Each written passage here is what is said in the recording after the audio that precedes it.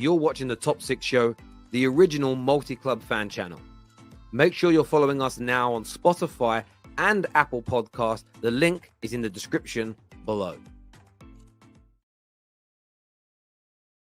Welcome back to the Football Terrace and the Top 6 Show. Lots to delve into with you tonight. We've got a brilliant panel of Egal, Kate, Man Like Staffy, Nobbins is here, Judge Mo, aka Mo Gender, is back with us, and Mr. Greasy Don himself is going to be here. Oh, he is. He's backstage now. We waited for him because he was running a bit late, but here he is.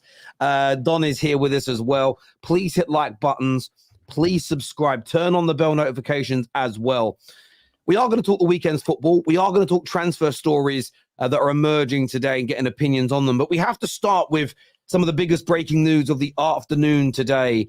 And that is that Everton and Nottingham Forest have both been charged with breaking financial regulations, the profit and sustainability regulations. This would be the second time potentially that Everton face a points deduction for breaking these rules and essentially losing too much money. Nottingham Forest, who have spent heavily and bought a lot of players since returning to the Premier League, have also been charged and will be referred to an independent panel. The Premier League believe these are cut and dry cases, and they think they'll be resolved, and both could get points deductions before the end of this current season. I want to throw this out to the panel, really, because it does appear now the Premier League are trying to come down very, very hard on clubs that are losing money now. They need to hire Man City and Chelsea lawyers. That's what they need to do. The Nottingham Forest and Everton. I think this is the best advice I can give them. I am available if a Man City lawyers, Chelsea's accountant. I think that would work very, very well. But to be honest, I was just in discussion with Savan LB about this, and I want to keep it simple. What is happening with Everton is why FFP were brought in, is because the owner is taking loans and the club is in debt, and if he and he's not that rich like City owner or Toboli, whatever, and he doesn't want to pay the debt, so the club now is operating on a loss. Imagine if this loss was 200-300 million. That's 10th of his wealth, and that's why FFP is here, to prevent clubs from going bankrupt and overspending without having the financial capabilities of paying your expenses. Not everyone has a state-owned club. This is exactly why City, people are saying that City, you're backed by a lot of money, but that's why FFP is here. Because if this continued, imagine if this continued for years without someone stopping Everton and Nottingham Forest, they could have gone bankrupt while being in the Premier League. We could say, no, it won't happen. You make so much money in the Premier League. This is why FFP is here. It could have been done differently, but you see the proof now that teams in the Premier League can operate on a big loss, a big loss. Yeah, I mean that you can, but those big losses. If you don't, if Everton obviously haven't turned those losses, the money they've spent into European positions and trophies and going further up the table, and then in turn they have got a new stadium coming, which will generate more money. But when you're successful, you generally get paid more by sponsors. Maybe they thought the Super League, I think some of these owners thought the Super League might be here by now, which is another way of generating money. And I think you're absolutely right. I get certain fans of certain clubs look at FFP and profit and sustainability as a mechanism to stop them from growing. But we know that's a lie, because if FFP was brought in to stop Man City, then how on God's green earth have they just become treble winners? It doesn't stop anybody with good owners, because obviously they haven't been stopped. Newcastle got new owners 2 years ago and they're already back in the Champions League last year. A bit rocky at the moment. So I agree. You look at the situation with Reading, another fairly sizable club on the edge of going out of business because they've been mismanaged by another multi-millionaire, billionaire individual. Imagine if there was no regulations, no profit and sustainability. So many more clubs, in my opinion, in the last decade would have gone out of business. It's like saying you don't need a safety net after it's already caught. Just because a trapeze artist hasn't fallen and landed on the safety net doesn't mean you don't need it. It does still need to be there. What's your thoughts on this, Egal? Because a lot of Premier League clubs are not spending this month. Do you think it's because they're worried about breaking these rules and having these points deductions? I think we also have to look at the fact that we had an unprecedented transfer window last January, where the Premier League alone spent around 760 million as a total, the entire league. So it was like with a big outlay last January and a big outlay in the summer, there was always going to be eventually a slower window. But I think this window is just an example of a lot of the spending catching up to certain teams. I always was questioning how Nottingham Forest could sign 20 plus players, even though they came from the Championship, do that, being able to spend that type of outlay. And Everton, I don't remember Everton making any big sales. So at least Chelsea and Man City, as much as they buy a lot of players and they get a lot of criticism for the amount of money they spend, they always sell pretty well. Richarlison. Yay, Richarlison is probably the only one we can name, or go back to Johnny Evans, not Johnny Evans. What do you call it? The guy at Man City. You know what I mean? So it just goes to show you that this is catching up to them, and this transfer window, it might be quiet, but hopefully it picks up near the end of the transfer window because it's starting to get a little bit boring for me. I need to see a little that's bit more. what you hope, to challenge in the league and not be in a top 4 race. I get it. We get it. Hey, That's I think exactly everybody what you want, everybody would agree. Exactly with what me. you want, bro. We know. I don't know why. I don't know why you think. And that's I'm with not you, me. bro. I'm with you. I want The Arsenal reality to is, compete. I think everyone would What- agree that the transfer window has been slightly boring. And compare it to last year, where Mudryk was being touted for 2 clubs. You had people talking about, if I'm not mistaken, Enzo went in a January window also. So it just goes to show you the money that was spent last year. It's ridiculous. It's crazy. I do think it's to do with profit and sustainability rules. It has to be, because I get for a little while people thought this was maybe Arsenal pulling a PR fast one to their fans. I know we can't afford to spend this January. Man United Newcastle. fans getting that line. But it's the fact that there's so many clubs. It makes you think it has to be the fact that they're talking about, if you break it this year, you may be deducted at the end of the season. So Arsenal drop 100 million on Tony, great. He scores the goals, great. They win the Premier League, great. But then the day before their crown, they're deducted 10 points. What's the point? It doesn't make sense to break these spending rules. What I want to throw out there, though, we've got a lot of comments talking about this. There's a lot of outrage today, though. You know, we don't really cover Forest and Everton per se on the Top 6 show, but there's a lot of outrage from people saying the Premier League are just going after small clubs whilst Manchester City do what they want. Trending right now, I'll come back. Trending right now on Twitter are these 2 different phrases. One of them is City and Chelsea. The other one is but City. As we know, Chelsea have reported themselves for financial irregularities, offshore payments, and the potential that they have cheated and circumvented these profit and sustainability rules over the past decade to ensure they can keep spending. We obviously all know about Manchester City's 115 charges, which that they believe will be resolved in 2025. But there is a lot of outrage from football fans that believe that Everton are being punished and Forest are now being punished, and our clubs are all not spending money, but yet Man City continue to spend, continue to win. Chelsea spend $1 billion, but there's no action being taken against them. Like, do you get a sense of that, Kate?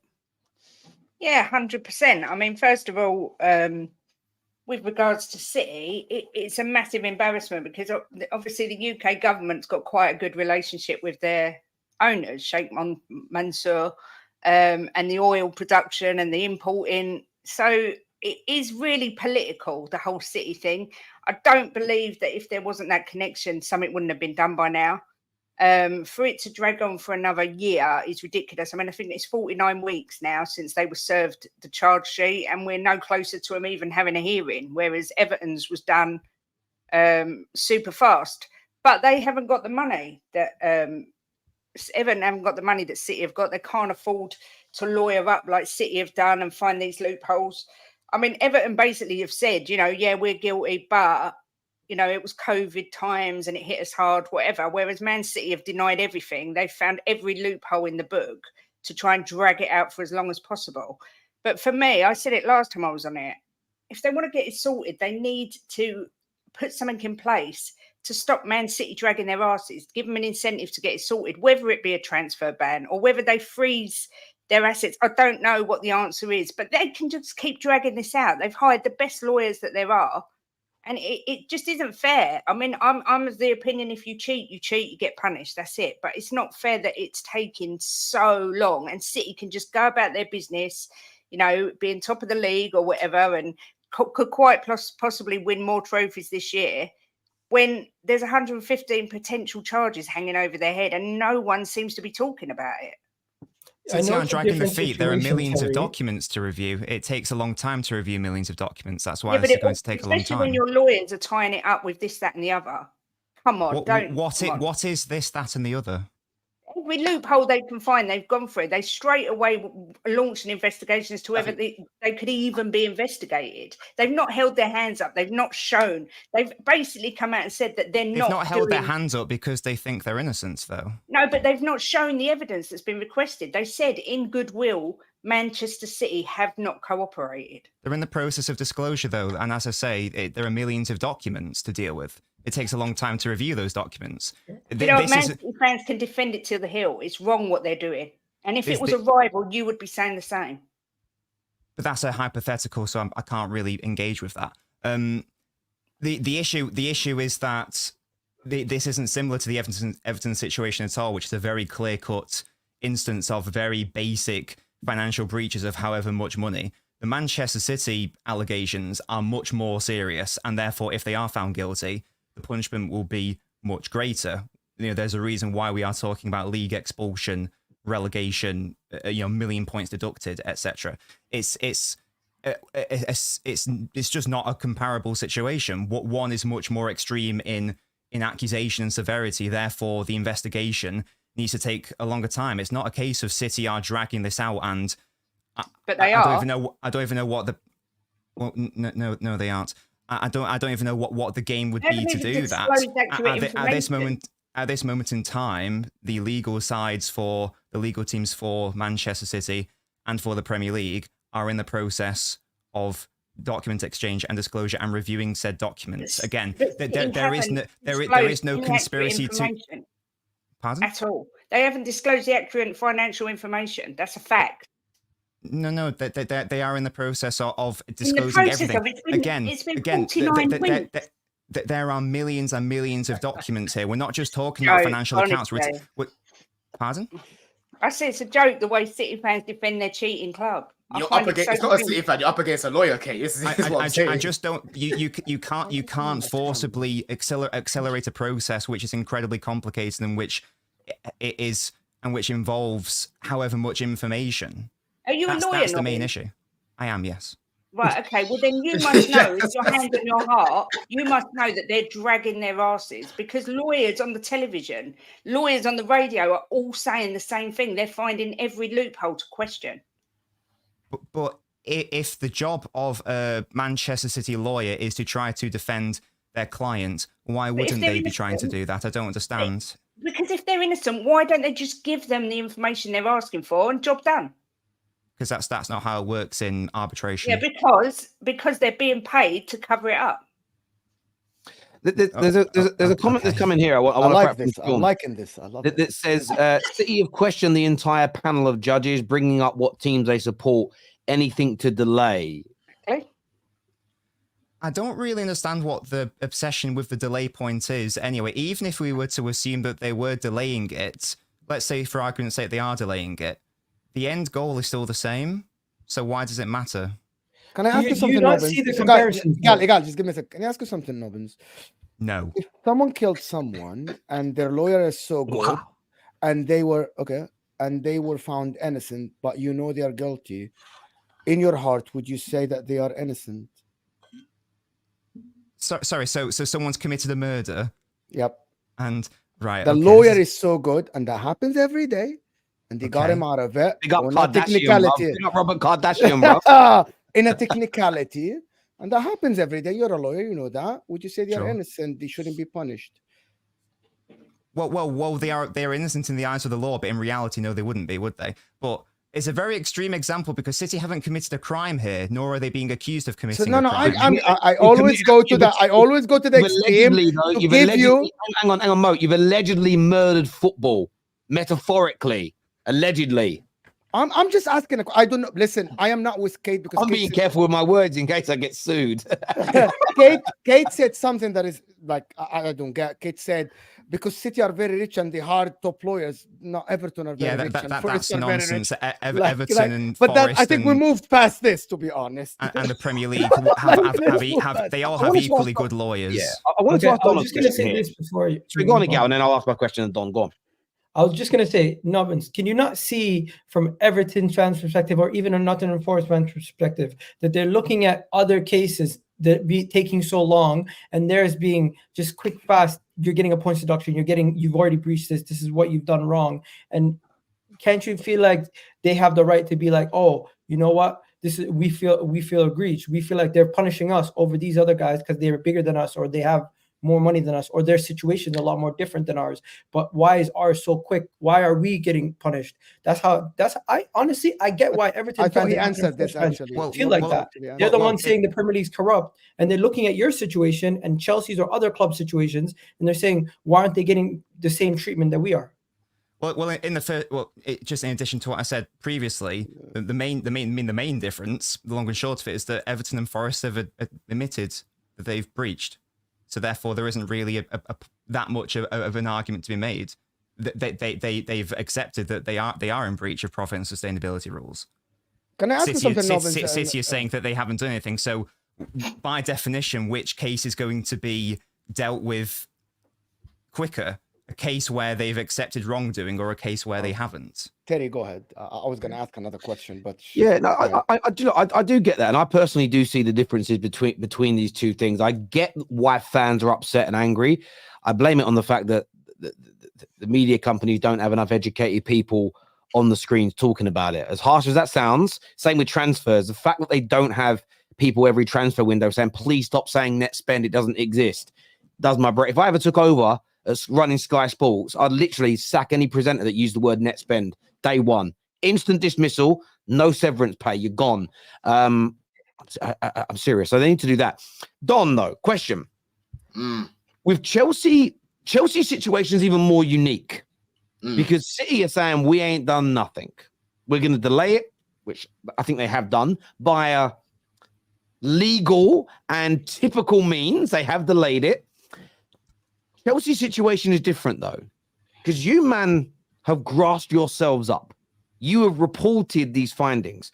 Looking at how harsh the Premier League is now coming down on clubs who have, and Nobbins, you could probably help me with my phrasing here, I want to say innocently breached, in the sense of they haven't tried to breach. They've done it in an honest way. I don't know what the legal term for that would be, versus a team that has cheated the system. Are you not worried about the future of your club? If these guys are getting 10, 15, 20-point deductions, are you not worried about where your club could be if the Premier League prove you guilty of years of malpractice and breaching these systems breaching these rules on purpose? I think Chelsea are definitely going to get punished. Do you know what I mean? Like, listen, the Premier League have something in for Chelsea. Rivals obviously will say Chelsea cheat and whatnot. We're going to get something. Do you know what I mean? I'm praying it's going to be some sort of slap on the wrist because we've snitched, like you've said, we snitched on ourselves. But something's going to happen. I don't know when it's going to happen, but something's definitely going to happen to us. I don't think it's going to be as extreme as us getting relegated because obviously we're part of the Big Six. We bring too much money into the league. I don't think it's going to be as extreme as that. But whether it's points deduction, I don't know, another transfer ban, there's going to be something that happens to us. Do you know what I'm saying? But what I will say is people can laugh at Chelsea and say all these things, but bro, when they start digging into every single club in the Prem, they're going to find something. Yeah, don't sit here acting as if it's only Chelsea that do this. Every single club in the Prem does this, right? It's just some of them don't get caught. That's what it is, right? So if they start to do a deep dive into Spurs, into Arsenal, into all these other clubs, they're going to find stuff. Do you know what I'm saying? So people are going to praise it and say, oh yeah, Chelsea, they got done. When they start looking into your club, they're going to find something as well. So I'll be very careful with how people react if something does happen to Chelsea, because in my opinion, every club does it. Every club does it. So you think all clubs are paying for free transfers with 30, 40 million pound offshore accounts? Yep, I do. I think there's what is your evidence for that claim that we are all, again, and I will say this about Chelsea, the fact you've reported this yourself, I take it as a credible claim that you didn't get Samuel Eto'o for nothing. You spent 30 million pounds on him and you transferred the money via an offshore account. What's your proof that Arsenal and Tottenham have done that as well? I'm not saying they've done it. I'm just saying that I know that we're not the only club that do it. And if they go into most of these clubs and have a dive, like a deeper look into their accounts and all of these things, I'm sure they'll find stuff. That's what I'm saying. I don't think it's just one or two clubs that are doing this. I think all clubs are doing it. It's just a matter of who gets caught first. Do you know what I mean? And obviously with us, we've told on ourselves. So hopefully, as a result of that, there'll be a little bit, less severe on the punishment. But we will get punished. We'll definitely get punished. I don't know what it's going to be. We did it. We'll get punished. We did it. But we offer you so much that we're okay. Punish us, but we did it. You know what? In your face. He literally said that. If you plead, listen, when you're in court, yeah, Nobbins, correct me if I'm wrong, yeah. If you get caught doing something and you plead guilty, they look at that and say, okay, cool, we're gonna give you like a lesser charge because of that. And that's what Chelsea have done. And that's what Chelsea are doing. That's what Chelsea are doing. You're moving like 69 right now, bruv. 6'9", bruv. You're moving like that dude. You know that rapper? That's what you've done. We've been bagged. Yeah, but the thing is, it's good. It's good that we've done that, though. It's good that we've done that. It's not the new owners that have done it. It was Roman. Do you know what I'm saying? All I'm saying is, don't be naive to think that it's only Chelsea and Man City that are doing these things. I think it happens all over the Premier League, in my opinion.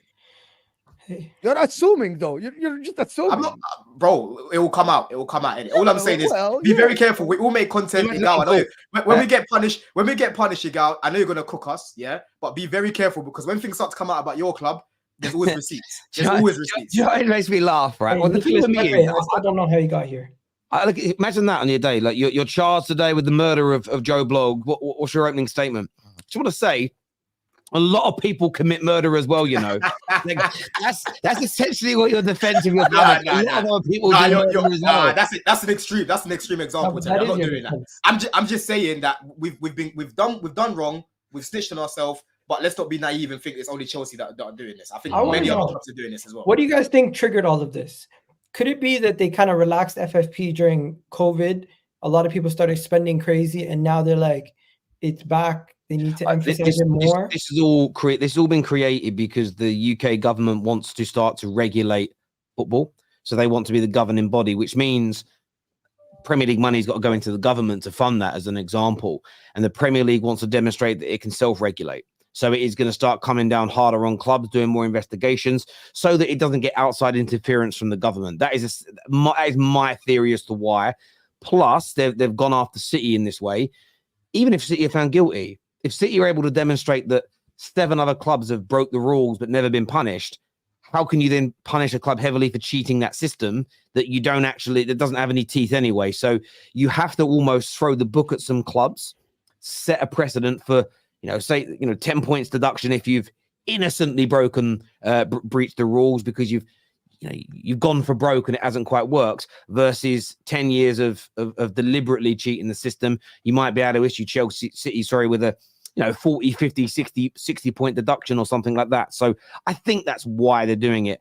There's got some of these super chats here. Akesh here says politics is definitely involved in all of this. Oil money. Staffy, do you think that's the case? Do you think City could get away with this because of their owners' connections at a government level with England? I only hear this term oil money all the time when it comes to City. It seems like there's just a bit of jealousy when people mention oil money, as if all the other billionaires that once invested in this league and invested in this country, they didn't have their own ways of bringing in money. Apparently oil money means different than other money, But listen, I feel bad for Nobbins that he has to come here every time and explain why we're not going to say we're guilty when they actually don't believe they're guilty.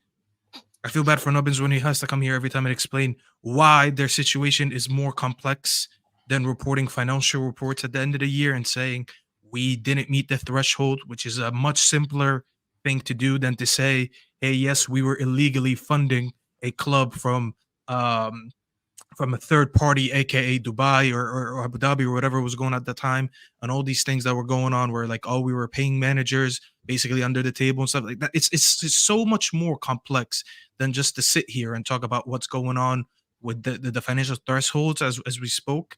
And I'm not gonna lie, I find it to be jarring. Listen, if they're guilty, no one wants them to be more guilty than me. But the fact that people were pissed that they're just not holding their hand up, I'm saying, you know what, let's cut the crap. Forget all the time that we're doing that we're using for all these investigations. let's not defend ourselves. Let's not say that we're not guilty. I'm gonna save everyone's time. I'm gonna do Kate a favor. I'm gonna do Egal a favor. I'm gonna do Don a favor. And for the sake of Terry and the top six, let's just say that we're guilty so they have content to speak about. They're going to continue to do this, and it could take years, it could take months, it could take however long it takes. But listen, until they actually admit that they're wrong, if they think they're wrong, or until they actually get found out for being wrong, this is going to continue. And people need to stop saying, oh, well, the only reason City's not getting in trouble is because of oil money. No, that's not the case. All millionaires find ways to get around it if they choose to. Them having oil money and Chelsea having, I don't know, American money, and I don't know who having what type of money doesn't make a difference. Money talks at the end of the day. So money, oil money and other money doesn't make a difference. They just won't admit that they're wrong because they genuinely don't think that they're wrong. As much as we hate it, this is going to be the case. And we all have to get out of this entitlement that we have to just say that they're cheats and trying to justify that way why they won trebles and all that in the past 10 years by just saying it's oil money this, oil money that. I understand that, and I don't like, as I said, many years on the terrace. I haven't really cared how much City have spent. If they've cheated, I want something to be done about it. I do think I understand where people come from when clubs that are essentially owned by countries that have a great relationship with governments, but I don't actually think that's going to play a part. I actually think it would be more detrimental to the Premier League to let the government get involved. They'd lose more money in the long term if that ever came out. So I don't think they'd take that risk anyway. So I agree with you. Where I do understand, though, fans being frustrated, City have no care, shouldn't care about this, but I get where everybody else does. Every year this drags on, it could create these anomaly seasons. Let's just say, and I'm sorry to just nobbins, let's just say City, if it all comes out and they haven't just cheated in the way we think, it's astronomically big how much they cheated. Essentially, the last decade of football, for all of us, disappears. Because City, for instance, none of us recognize what they've won and achieved. It isn't like you would go back and go, oh, I feel like a champion in 2018. I feel like a champion in 2022. It would be 10 years of football that would suddenly lose all its meaning for everybody, not just Manchester City fans, but everybody. So I understand, and doesn't mean that City should speed this process up for anybody, but I understand why, hearing that you may not get a resolution until the end of next season. For some people, you look at it and go, well, they're still the best team in England. That could be 2 more years where they win things or stop my club from winning things. And then in the end, it's turned out it's all built upon a sham. And it's 2 more years that my club has lost, 2 more years that I've spent money going to games that in the end have been ruined. But I do get it from both sides. I get where you're coming from, Staffy, and City have to defend themselves in the right way. They have to push back. They're going to employ the right lawyers to do it. But I also understand why rival fans are frustrated as well, because it kind of leaves everybody's career sort of seasons up in limbo because City are so damn good. But the question is, I suppose, should they be this good? Because should they have had the money to build this in the first place? That's the big elephant in the room, I suppose. And the problem that you've got, though, is I agree with Nobbinzo, and I agree 100%, is you can't compare this to the Everton situation at all because the cases are completely different. So it's one of those. What would that mean for KDB's legacy, Terry? Because I'm seeing a few conversations that happened this weekend, and let's say they get proven guilty and that. What happens to his legacy, man? We've got to ask these questions, bro. Well, of course. Look, someone here said that says Terry, Man United stopped themselves from winning. Look, there's nothing. Just because, say, City have done wrong, let's sit in that hypothetical world for a moment. It will not change how I feel about the Glazers, but it may make Liverpool fans feel differently about FSG. Because if City weren't able, physically, financially, to operate the way they did, it is a plausible argument to say Liverpool would have won or could have won more league titles. Multiple more league titles. Also, we sort of view Man City, and have a lot of us have done for a while, the best run club, the way they operate, the way they do things, how quickly they replace bad signings, etc., etc. If a lot of that is a sham, it changes the perspective of what a well-run club looks like, because the one that we held up in high regard no longer exists. You know, when we started finding out all these cyclists were taking steroids, suddenly all those videos they had out on how to become a good cyclist, it changed. Well, no, yeah, you become a good cyclist is by fucking injecting yourself, you mug. It wasn't by all these training methods you had. It changes everything. So It doesn't. I'm not going to sit here and suddenly go, actually, the Glazers were great, and actually, Jose is a genuine champion, and Ollie was a genuine champion. But it does throw into question everything that's happened in the last 10 years. To ignore that, if they're guilty, and I'm only saying if because of what the comments have said, is crazy to me. This isn't me defending Man United. This is me wanting to ensure that we're all competing on a level playing field. I want to go through these super chats here for a second, and I'll come back to you guys in a minute. Sorry. I love how fans know facts from a paper or website. City's case was very different. It isn't 115. It's 5 main points with repeated charges. But it is 115 charges, bruv. Read out that last bit, though. Big up Nobbins. Thank you, Martin. I'm going to go back to that in a minute. I like that. I like that. It is Legend. Martin is a legend. Like, at the end of the day, if you've committed the same, like, if I beat 10 people up, right? Right, not all at once, right? I beat 10 people up and I get done for ABH. It's 10 counts of ABH, not one. It's 10 individual counts. I can't beat 10 people up at the same time. It's hypothetical. You don't get to say it's only 5 charges. It's 115 individual. Come on now. Come on. We will be guilty even if cleared by rivals. Why? We don't care anymore what rivals say. Maybe. No, I don't think you will. I think if you're proven to be innocent, of course you'll get salty people. But the majority of football fans will let it go. They really will. Listen, just investigate everyone and start clean. I'm up for that. Might get the Glazers out. Might get the Glazers out. Did you know that 5 years before Arteta, we'll come back to the Arsenal stuff in a bit because that's off topic. If City are found not guilty, will you even accept it? If not, then what's the point? And how can a player's legacy be ruined by club's actions? Well, on the first bit, and then I'll throw the second bit out to the panel. Depends. Because it does depend. Contextual. Because there's a man called O.J. Simpson, and I know it's a criminal matter, but he was found not guilty, but nobody ever believed that. Do you get where I'm coming from? There are also some people that get found guilty that everybody still believes are innocent. So it really depends on what we are told and what we see and the information that comes out, you know? So it's a difficult one. We have to wait until we've seen the evidence to know 100%. But if they're proven to be completely innocent, there's nothing to answer for. I personally would accept it. But Can question here, before you go on, go on. About that, Nobbins, I really want clarification. It's just a question. Were you guilty of stuff, but you weren't? Were you guilty of stuff, but you weren't convicted for statute of limitation with UEFA? Is a yes or no question? This is in reference to the Court of Arbitration for Sport case. Yes. Were you found guilty, but you weren't convicted because of statute of limitation? No, never happened. Not correct. No. All right.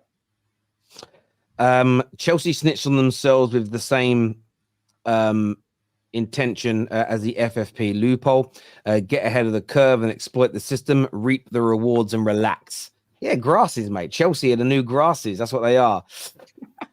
Just deduct everyone 10 points and get on with it.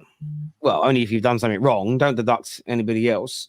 Terry, I'll come back. I'll come back to that one because that's quite funny. If Chelsea go down, do a favor, write Don number 1, speak 1 billion. What does that mean? If Chelsea go down, do you a favor, write Don, no one speak 1 billion. No one's going to speak about the 1 billion if you go down. That's not going to happen. We're not going to get relegated. I don't think even City will get relegated, to be honest.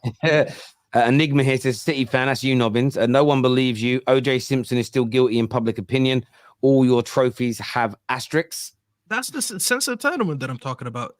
Here's the part where I wanted to counter you, Terry. He said, oh, basically, if they get found guilty, then we've basically been robbed of 10 years of, a fair playing ground of the Premier League, basically, is what you're saying.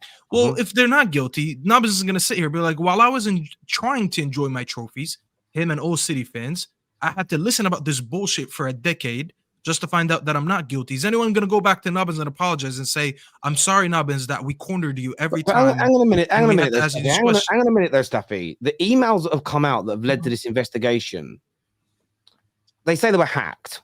It was an ex-employee that used their login to print off their work emails. So the emails read as though they've done these things. Now, the claim is that the Premier League has a lot more evidence and claims against them than those emails have demonstrated. So hang on. So the point I'm making is the reason it's being questioned by people like me is because there have been leaked emails from the Manchester City server that very much read like they have been circumventing the rules and regulations. So all I've ever said all along is this needs to be investigated. If they're innocent, I'll say they're innocent. If they're guilty, and I've also said on many other shows, Staffy, is it depends upon the severity of their guilt. If all they've cheated is £10 million out the system, I don't think they should lose trophies. If it turns out hundreds of millions got pumped in and that enabled them to build a squad that has become the best in England, of course that's disrupted the equilibrium of football in England over the last decade. If they built something they shouldn't have been able to build. Surely you see that. You're not the issue though. The issue is the super chat. When you read that super chat, there's a lot of people that are willingly going to sit here, regardless of City being proven guilty or not. They're always going to say no, they're guilty in our eyes. That's what that super chat said. You listen. I respect what you just said because he said if they're proven not guilty, then I don't have an issue with it. But at the end of the day, people are always going to find an excuse, and this is why I'm saying it's entitled. That's what we saw. Liverpool fans will sit online now and still to this day say Man United. Fergie used to pay refs. There's never even been an allegation of that, and I would say millions, but tens of thousands of people still push that narrative all the time. That's just rival fans. It's always going to happen. You're never going to get rid of that. That's different than an actual case. There's always in all sports. There's always teams being accused of always paying refs, always doing something dodgy. It happens to the best teams in the world. If you go to the baseball, if you go to basketball, if you go to all the sports, they always say that. So I get what you're saying. That's banter. But I'm talking about a real case. This is actually a case. As you said, there was no allegations of Ferguson actually paying the refs. So this is always going to be something just between me and rivals. I think it will depend, Steffi. I think it's going to depend on what comes out. So if, for instance, I think you'll never get rid of all the trolls ever in life. That's just life. I think if the evidence is seen and we all look at it as football fans and go, bloody hell, this was a witch hunt, I think 90% of people will let it go, personally. I don't think so. Not based on what happened with 90%. The Court of Arbitration for Sport case. It's the exact same thing. People still don't know enough about that case, and they still decide that, oh yeah, City were found guilty. It was just a technicality, but it wasn't like at all. Like, I implore people to go and read the ruling. Like it's pretty black and white in the judgment section that they didn't find any evidence. There wasn't a loophole. There wasn't bribery. There wasn't corruption. It's a free document available on Google that anyone can watch. So Staff is absolutely right. It doesn't matter what will happen in this case. In the court of public opinion, City are already guilty. That's really? I was actually about to ask everyone here. Does everybody here believe that actually City are guilty? Everyone. Oh, yeah. Don is like, yeah, they are guilty. Yeah. Even if they are guilty, they're never going to be found guilty. Nah, man. I love you, Don. I love you, Don. Don is like, I can only go back to like the early days when they got some of these huge sponsorship deals. And I just remember, this is what's interesting for me. I just remember people generally talking about how can an airline that doesn't make any money pay that much money to a club that doesn't really have that huge a reach yet? There's something people were saying back then. There's something quite fishy about it. The irony is people said this about Chelsea in the early days. There's no way they're generating the income to spend as much as they are under the new rules that came in. And they're both the clubs that are under investigation. Now, that could be pure coincidence. It could also be that a lot of by the way, this is financial experts saying this, not Joe Blogs in the pub after five Stellas in the Weatherspoons. This was financial experts when these deals first started happening saying it doesn't add up. So that's why, for me, I've always felt there needs to be an investigation into it because experts have been saying it's not quite right since day one. It needs to be looked at. So for me, that's why I don't think there's smoke without fire. But like with any case at any level, civil or criminal, once I can only answer for myself. I'm not accountable for trolls. Let's get through some already super chats here. Terry, the emails were debunked in court already. Well, fair enough. If that's what you think, then we'll see what. And again, they're debunked. Turns out they were falsified and made on PowerPoint, then I'll hold my hands up and say, well, they were wrong, and I'll back City. There we go. Of course, people smash the like button for us. It's a lot of respect. It's a lot of, repeat due to the rule change throughout the years, gone back to 2009 when there was no FFP in the Premier League. So yes, 115, but it's not like 60 charges per point. I hear you on that. Nobbins, are you frustrated by Pep's tactics this season? We'll come back to that one in a minute because it's kind of off topic to a certain point. Spoken like a true lawyer. No, he is a lawyer. He is a lawyer. I like how Nobbins didn't even look up when I asked the question about KDB's legacy, but we move. I know it's uncomfortable. I wanted to come back to It's 'cause that. you're a fraud, That was part of that other super chat. Okay, Because I wanted to ask this question about KDB, and I might as well ask it now because you brought it up, Don. A lot of City fans super chatted into the channel on Saturday and said KDB is the GOAT in the Premier League now over Thierry Henry based on his ability, based on his clutch moments, how good he is as a footballer, and he has won exponentially more than Thierry Henry did. Nobbins, do you think it's a fair claim to say that KDB is the greatest ever Premier League football player? I personally wouldn't go that far. I still have Thierry Henry as my GOAT Premier League player in terms of all time. I think that there might be a genuine conversation to be had come the end of De Bruyne's career, especially if obviously if he can take this, relatively underperforming City side and take them to another league title. If let's say, that he did 2 or 3 further seasons where again, City win maybe another Champions League, Premier League, whatever, maybe then there's a genuine conversation to be had. I personally don't have him as high as Henry. I have him as second and best behind him. Because with De Bruyne, it's important to remember that it's not, I know we're talking about Premier League stuff, but it's also important to remember what he did in Belgium, what he did in Germany for 2 different clubs as well. So yes, I think you can have the conversation. I personally, I don't think it's time to go that far yet, though. What more does he have to do? What more does he have to do for him to be the GOAT? Because he's won a treble, he's won more trophies than Henry, like we've said. Yeah, they're different players, so you can't. It all depends on preference. What, in your opinion, what does he have to do to be the GOAT then? Because he's done more than it is an impossible question. It's sort of how long is a piece of string sort of thing. It's really tricky just because you got to think about what sort of level did they reach, how impactful were they, etc. I think so. The first thing that would really tempt me to get more involved in that debate would be, as I say, if he's able to from this point turn City's season around. I know City haven't been terrible this season, but you know what I mean. And let's say they win the title from here, that would interest me in terms of getting involved in that debate. And again, at least one more season of doing it at that level, because then I think it would be a decade of doing it at a world-class level in the Premier League, never mind all the stuff he did outside there. So with things like this, you really have to nitpick, even small things I say small things, but big moments. Do you get it? For me, KDB, he hasn't been as clutch as a Lampard or even a Gerrard, right?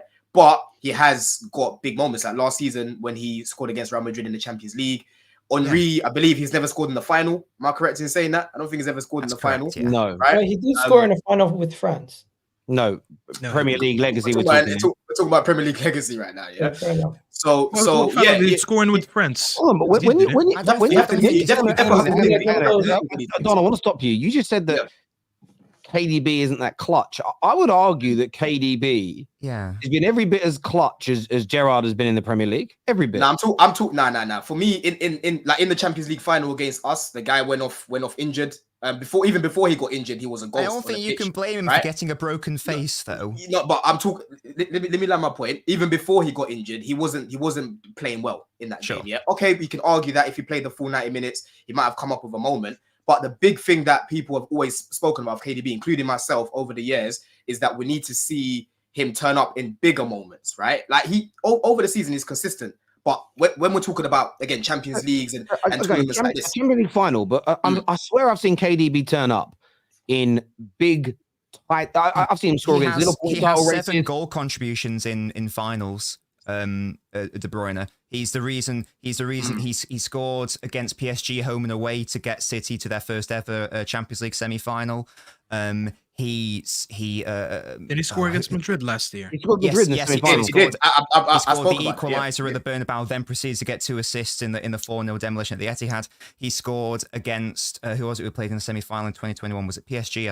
I think PSG again, and Dortmund in the quarterfinals before. People like to talk about, De Bruyne went off injured against Inter. We wouldn't have been in that final without De Bruyne's contributions prior. If we're talking specifically the Premier League, who got, I know, obviously everyone remembers Gundogan's title-winning goal against Aston Villa, but who was it who was unbelievably tenacious to get the ball back? It was him, off I wanted to wings and mention then that. played But that you wanna know ridiculous something? ball in. Can I? It was Can I? Kevin It's De very Bruyne. difficult. Please. Why? Okay. Can I ask? No. First of all, the way Terry put it is that between Thierry Henry and KDB. Can I ask? Why is Thierry Henry the GOAT for you? So we can decide. How do we decide who's the GOAT? It's a great question. I think Thierry Henry is amazing. What I don't like about it's nothing about Thierry Henry I don't like. I don't like how his GOAT status it's almost offensive to people when it even gets brought up as a conversation. I find it really strange. I think there's many players that are in that conversation, but it's always sort of just nice Henry. But yeah, it was Henry. But there are players that Let's have a conversation. You know what I mean? Let's have a conversation here. What are the metrics we're using? Thank you so much, sir. Yes, exactly. We use the metrics that we use the metrics that we use for every player since football began. And it's I call it the holy quad. Your ability as a footballer, your output stroke, your consistency of performance, the trophies that you were influential in winning, and your longevity at the top. So how long your peak and your high level of quality lasted. I think those are the four things that you judge. I don't think there's any other element that you judge players on. Now, when I say ability, that includes your technical ability, your physical ability, and your mental ability combined. Yeah. And that's what you judge everybody on. So when I look at KDB, I think to myself, he has the technical ability, the mental ability, and you could argue he's got the physical ability. Even when he's injured, he's played. He's got goals and assists for days. He has been influential in everything City have won since he's been at the club. And he's been at this level now, a world-class level, for, as you said, the best part of a decade. That doesn't mean he has to be crowned above Henry. But I don't think there's a single thing that Henry has done that you can't look at KDB and make a case for. The only thing that Henry was better than him at outright is scoring goals and the way he sort of dribbled at players, as an example. But then could Henry pass and move a ball like KDB? I don't think he could. It also was very good. He did get different players. That's what I'm saying. You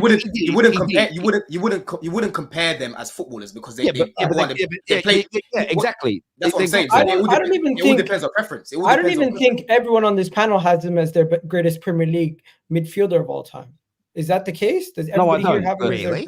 I don't know. Paul Scholes is still mine, but I'm just basing it on the super chat that came out, and a lot of City fans say they think he is now the Premier League GOAT. And I just wanted to say, is he in that conversation? And what? And if you say no, what does he have to do to get into it? In my opinion, personally, for me, I don't think any player could do anything to overtake Henry. That's just my personal opinion. Let me tell you why. I'm happy you said that. I'm happy you said that. This is what Arsenal fans do. No, Egal. Before you land your point, let him tell us why. Let him finish that. Yeah, let him finish. I look at it the same way as the LeBron and Michael Jordan case. I just think different eras, you're going to look at players differently. And the way that Henry made me feel as a player and how I view him and how high I have him up on the rankings, I don't think anything any player could do at this moment in time in the Premier League could overtake that. That's just my personal opinion, and that's how I feel about it. And I think they said the same thing about Pele until Maradona, and then they said the same thing about Maradona until Messi. It's like everyone thinks no one's going to replicate it. Bro, I agree with you. I think a lot of people look at things from their landscape of when they grew up and how they started to get attached to football. And certain players are just going to be on that pedestal, and nobody can take them off that pedestal no matter what you argue with. Bro, yeah, but that's probably you as an Arsenal only. It's the only thing he has, because if Thierry Henry isn't the GOAT, yes, they are not the best club in England. They don't have exactly. winners. Listen, I gave you my reasoning. I gave you my reasoning. This is what he has to do this. Otherwise, what are they going to brag about? They have to brag about. Thank you, Mo. Thank you, Mo. That's what it is. Arsenal fans like to. You guys like to gatekeep a lot. It's nostalgia. Keep your mind open for discussion. Perfect. That's exactly what I mean. You're gatekeeping right now. You are gatekeeping right now. No, because gatekeeping is different. No, you are gatekeeping because even now, if you talk about a player like a Saka or Martinelli, because of last season, no one else can be better than them. No one else can be better than them. You're doing the exact same thing for Henry because he played for your club. Everything that you described, I'm sure Nobbins feels the same way. And as a football fan, I'm a football fan first. I feel the same way about KDB as well, bro. I love watching KDB. One second. And he's an all-timer. He's an all-timer. You guys. Hold on, Egal. One second. I just want to clarify something. I'll let you finish your point. Gatekeeping is a little bit wrong because I'm not forcing anybody else. That's I'm not 100% forcing anybody gatekeeping. else. embarrass One second, one No, second. guys, let me step in. Let Egal respond, please. Thank I you. am not forcing anybody else to say that Henry's the GOAT. I'm simply saying, based on my opinion, it won't. Nothing you say will change that for me. That's the reality. Of course, because what you're, and I get why you're doing it, Egal. You're doing it because you're an Arsenal fan and you want him to remain as number one. So you're basing it purely on feels and emotions, because subjectivity is impossible to a certain degree to challenge. That's why when it comes to world-class conversations, greatest team conversations, greatest players, people are very reluctant to go into a metric-based system, because then you remove the debate.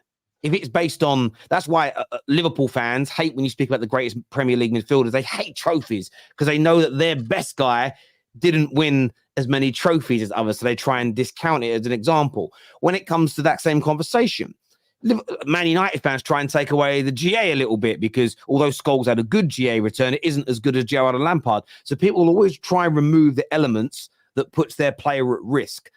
I don't really worry about it in that way. I just look at it. I look at every player through the same lens: ability, output, stroke, consistency, the trophies they were influential in winning. And I specify that because Luke Chadwick is not in the conversation because he won a Premier League. Of course he isn't.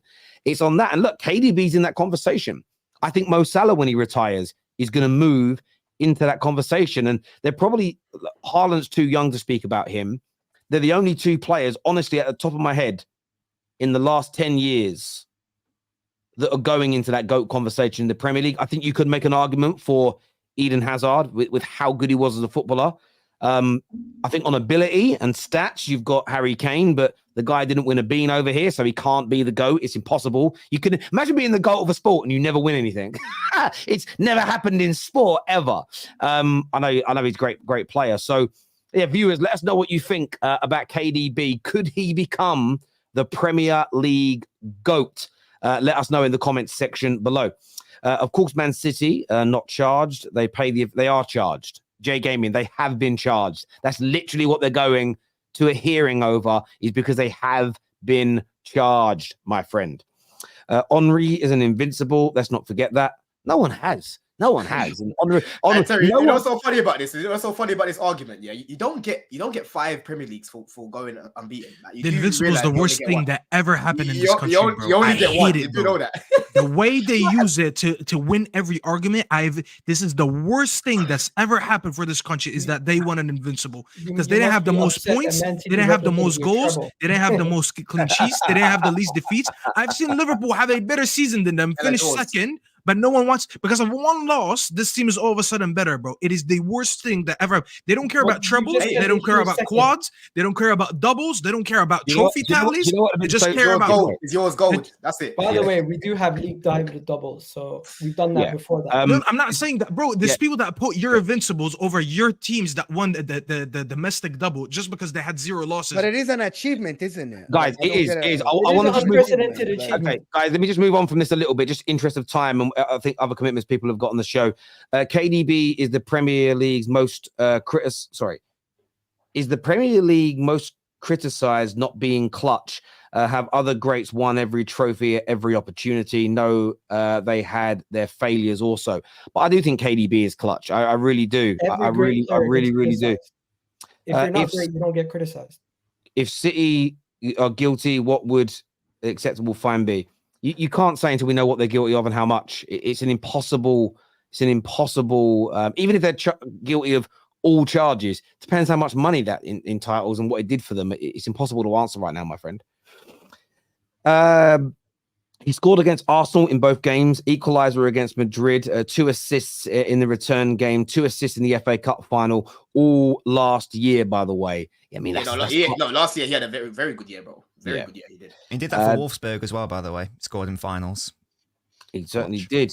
He certainly did. Every Egal's time logic... you say that, Nobbins, I know why you're saying that, because you want to prove that it's not Man City only.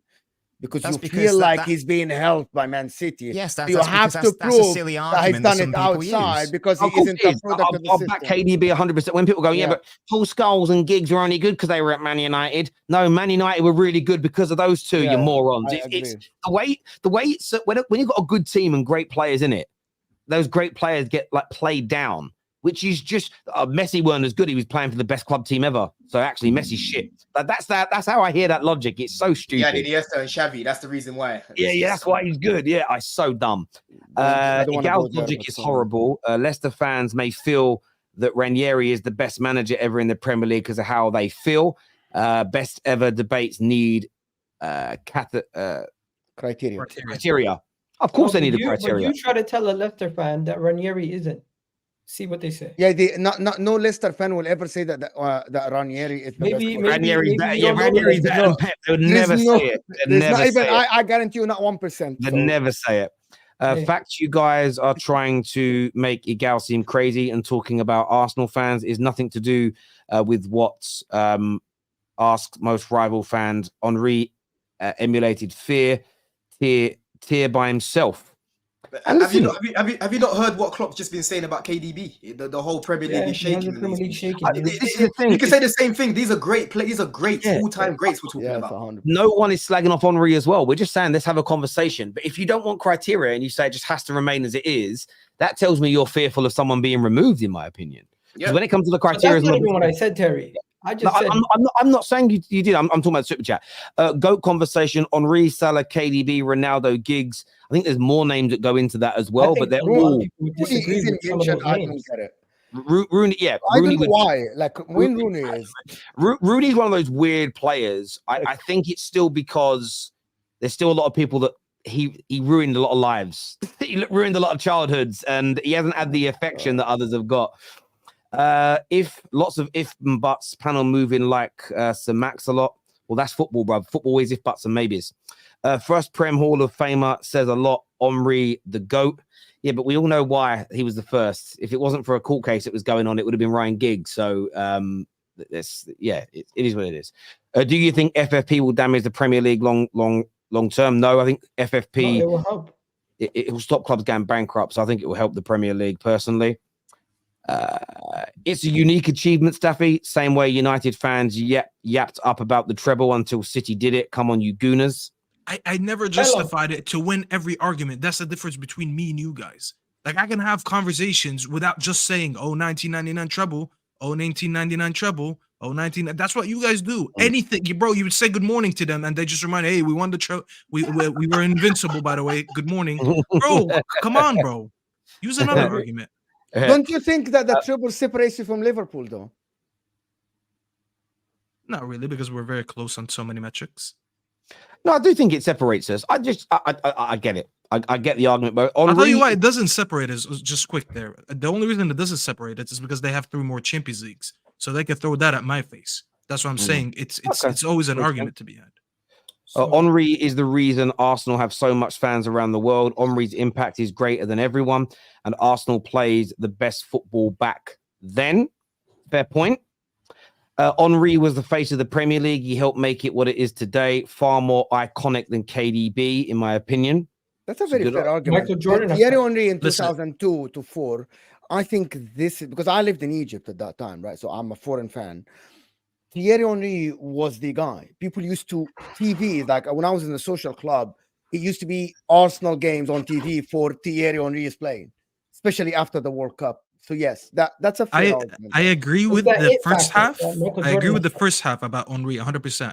Yeah. Because I also grew up in Egypt and Henry was very well known. Yeah. I disagree with the second half because I could tell you as someone who lives in the US, I hate nothing more than seeing City jerseys, and I see a lot of them. That's why I stopped playing football. I'm like, I can't see this no more. And they all wear KDB jerseys. When I go and the local kids are playing from each town, it's always KDB jerseys. But doesn't this also make it more difficult? The fact that KDB is still currently active and he's currently playing. No, but that's why you remove, for me, that's why the populist element of the argument has to go, because no footballer has made me feel how Giggs and Scholes and Beckham did, because I was a child. And the way you view, like, I know you don't celebrate Christmas, Egal, and I'm answering this to you directly, but the way Eid feels to you now as an adult, does it feel the same as when you were a kid? No, you go to sleep. It's the same as Christmas, though. That's why, like, things feel different when you're a child to when you're an adult. I don't love players like I loved players when I was a child, but I remember my love for David Beckham, so it kind of clouds my judgment now, which is why you remove the feels, you remove the subjectivity, and you base it on a relatively rigid criteria, barring ability, which is a bit more subjective. Then you get real answers. But this is why, Terry, this debate will change. The next generation who maybe haven't seen Henry, that are like right now 5 or 10, they will probably think of Kevin De Bruyne and some of these other current active players as their goats when they well, grow of up. course, but that's why it's important to not. People get annoyed about talking about history. That's why you should never forget the history of the game. Older Man United fans do not pick Paul Scholes as our GOAT midfielder. They pick Sir Bobby Charlton. And actually, if you watch him, he was better. He was better than him. He was ridiculously good. Let's get through some more of these super chats. And I want to go on to the next subject. This guys, I have a question for you, Staffy. Is your trophy gold? You exactly proved my point. Funny. This here, because I want to throw this question at you all. Terry, I saw you call out my boy Lee Gunner on your video today, chicken. I'm not a chicken. I did it publicly. I didn't call him out. I laughed. I found it funny. Why don't you do it live? Of course, Lee's doing his own thing at the minute. Did you guys see what Lee Gunner said today? No. What he said? I'm paraphrasing here, but he essentially was arguing with Sav on Saeed's show, Big Up Saeed TV. And he said something along the lines of, it's factual information that Big Angie's never going to win a trophy at Tottenham, which obviously it isn't. It's an opinion. But he went on to say that they essentially, like Arsenal and like Man United, haven't gone and found the manager that's good enough to overtake Pep and is better than Pep. Therefore, you should get rid of your manager if they're not better than Pep and find somebody that is. His logic is basically, if might as well just end football at that point then, because you probably aren't going to find anyone better than Pep. If your manager doesn't have Champions League winning experience or major league title experience in the top 5 leagues, then he's not going to ever get to that level. Yeah, listen, I think it's, yeah, I mean, look, I understand wanting the best managers available, but there's no, like, if you just think about it, it was aimed at Tottenham, there's no one in the world that's even close to Pep that's attainable for Tottenham, because Klopp ain't going there, Ancelotti's not leaving Real Madrid to go there, and Pep isn't going there. So therefore, they think Simeone can win it for them. I had a talk. Okay, maybe genuinely, because they said okay, but Simeone is not going Tottenham. Thank you. Okay, he's too big, in my opinion. So my view is this: based on Lee's logic, if those managers say no, should Tottenham just remain managerless forever? It don't make sense. It don't make sense. It's look, yeah, it's that logic. I think works if you're Real Madrid. I think it works if you're the biggest and the best club in the world. But if there's only one manager in the world of Pep's level, and I think there's only one of his level, he's the best. He's the best. Then if it's don't employ a manager that can't overtake him or surpass him, there'd be 19 pretty much unemployed teams and no managers. It's crazy. But yeah, Colin, I love Lee. I found that take amazing. I found it absolutely amazing. It was brilliant to watch. It was great on the show. And that's why we all do what we do. Has KDB surpassed Bergkamp? Henry is the GOAT, in my opinion. 100%. I think so. I'd say above him personally, but that's just my personal opinion. I have KDB down as the second greatest midfielder in Premier League history as well. Will KDB's career be tainted if City are found guilty? No. If he's found to have done like steroids, then yeah. What is KDB's performance on the pitch has to do with the rest? Because of the quality of players around him. Where have you been?